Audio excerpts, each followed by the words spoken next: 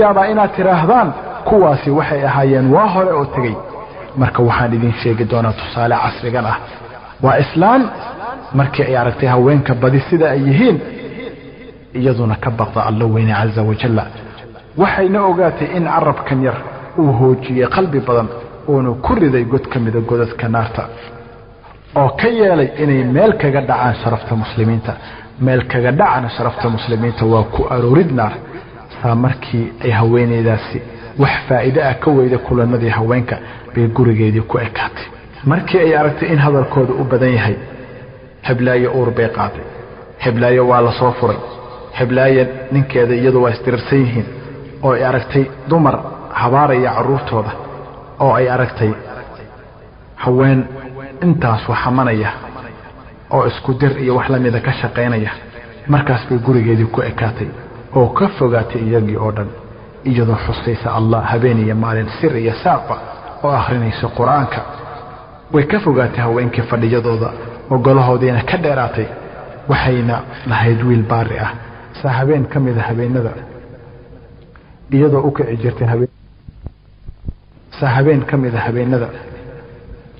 iyadoo u kici jirtay habeenada salaatul leel iyadoo sida yeeli jirtay habeen kasta halka habeenada guryaha badankood lagu soo jeeda aflaan iyo heeso iyo xan iyo quran kale marka islaantaas waxay ku soo jeedi jirtay habeenkii salaatul leel saahabeen habeenada kamida bay u yartay wiilkeedii habeenkii oo wax yar ka dhiman waxay tiri wiilkaygiyo waa ikan anigoo sujuudsan aan xubinna dhaqaajin waaye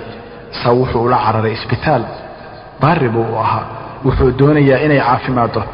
waa nuur guriga ifiye ah xusta Allah habeeniya maalin sir iyo saaq wuxuu ula tagay dhaqaatiir wax kastay isku dayeen laakiin goormuu aadana wax ka qaban karay qadar Allah ama baajin karay waxay ku weydiisatay magaca Allah inuu celiyo guriga uu qaaday oo guriga la aaday oo uu weyseeyay oo tiri ugu celi sidii aan ahaa musallahigi xaaladii sujuuda